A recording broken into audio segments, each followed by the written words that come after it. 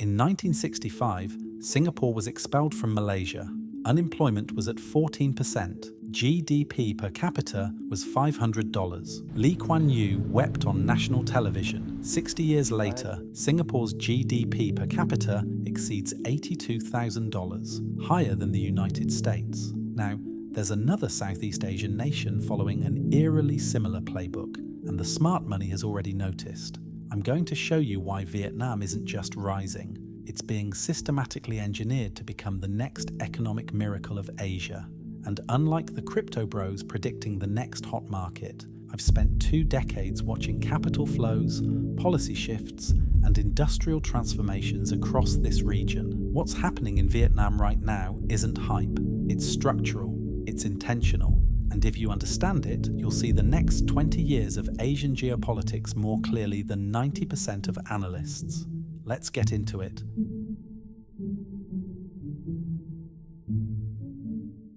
Before we talk about Vietnam, we need to understand what actually made Singapore work. Because most people get this wrong. Singapore didn't succeed because of its port. Plenty of countries have ports. It didn't succeed just because of Lee Kuan Yew's iron will, though that helped. Singapore succeeded because of 3 systemic choices. First, strategic pragmatism over ideology. While neighbours debated socialism versus capitalism, Singapore cherry-picked the best policies from everywhere. Free markets, but with massive government intervention in housing. Western investment, but with Confucian social discipline. They didn't care about purity, they cared about results. Second, becoming indispensable to global capital. Singapore made itself the most efficient, most predictable, most legally sound place to do business in Asia. Not the cheapest, the most reliable. They understood that multinational corporations don't just want low costs, they want certainty, rule of law, and infrastructure that actually works. Third, manufactured competitive advantage.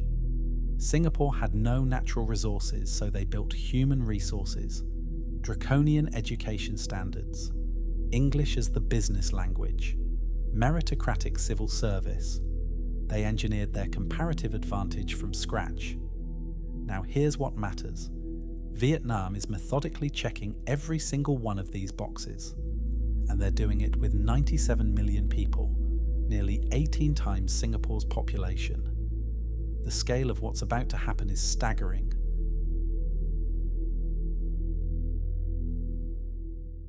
Let me take you back to 2018. I'm sitting in a boardroom in Shenzhen with executives from a mid-sized electronics manufacturer. They're panicking. Trump has just announced tariffs. But more importantly, and this is what the media missed, their landlord just tripled their factory rent. Labour costs have quadrupled in a decade. The local government is pivoting to tech services and wants them gone. The era of cheap China is over. Not because of politics, because China graduated. This created the largest industrial reshuffling since World War II. We're talking about trillions in manufacturing capacity looking for a new home. The question wasn't if companies would leave China, but where they'd go. Bangladesh, unstable. India, infrastructure's a nightmare and bureaucracy is suffocating. Thailand, already developed, costs rising. Indonesia, too fragmented, 17,000 islands complicate logistics. Vietnam was ready. They'd been preparing since the Doi Moi reforms of 1986, their version of China's opening up. By 2018, they'd spent 30 years building industrial parks, training workers, and signing trade agreements. Here's a number that should make you pause. Vietnam's exports to the US grew by 700% between 2009 and 2023. 700%. In the same period, China's grew by 87%. Apple didn't move production to Vietnam on a whim. Neither did Samsung, who now manufactures half their phones there. Neither did Nike, Intel, or LG. They moved because Vietnam offered what China offered in 1995: political stability, cheap labor, and a government desperate to prove it could deliver. But there's something else, something deeper. Here's where we need to be honest about something uncomfortable. Vietnam is a single-party communist state. There's no real opposition. Press freedom is limited, dissent is controlled, and for multinational manufacturing, this is a feature, not a bug. Singapore was effectively a one-party state during its miracle years. South Korea was under military dictatorship during its fastest growth. Taiwan was under martial law. China obviously still is. Why does this matter? Because manufacturing supply chains need predictability. When you're investing $500 million in a semiconductor plant, you need to know the government won't change course after the next election. You need to know infrastructure projects won't stall because of legislative gridlock. You need to know labor laws won't suddenly shift because a populist won on promises of higher minimum wage. Vietnam's government can promise a 10-year tax holiday and deliver it. They can say, we'll build a deep water port in Hai Phong, and it appears in 18 months. They can coordinate industrial policy across provinces without negotiating with 50 different political factions. This is what China offered. This is what Singapore offered.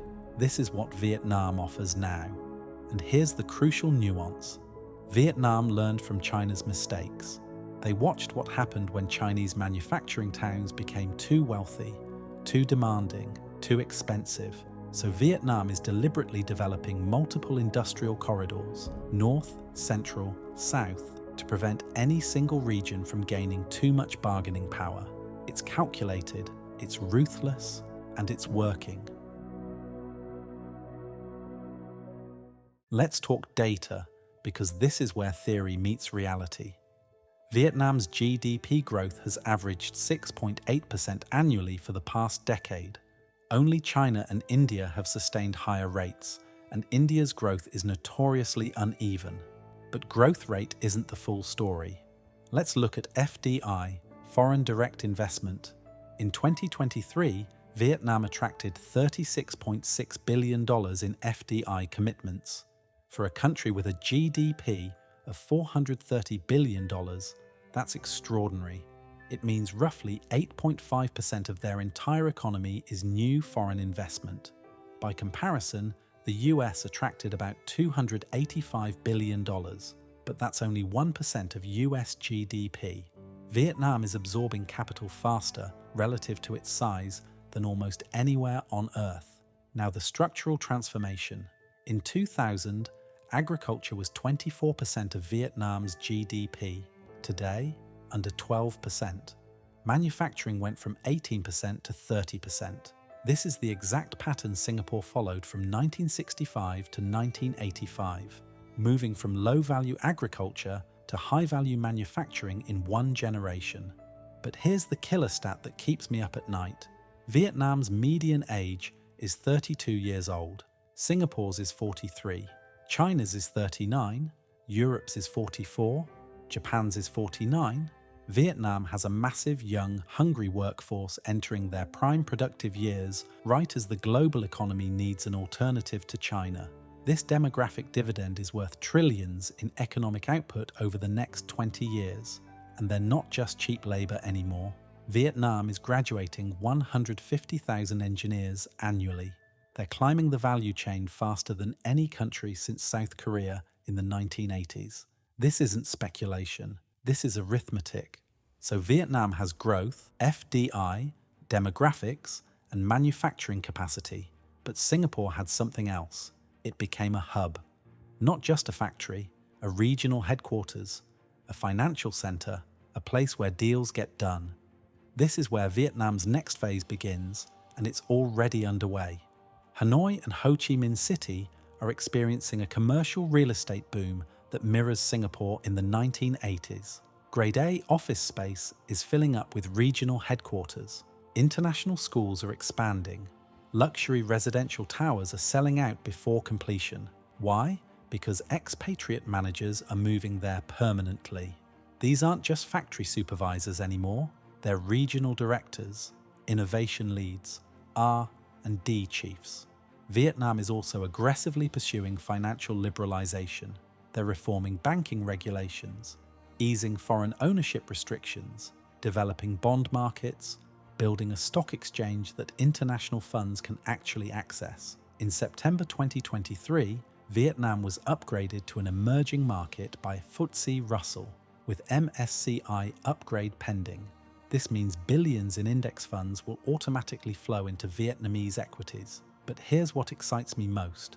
Vietnam is strategically positioning itself in the middle of the two most important trade corridors of the 21st century. The first is the US-Asia supply chain.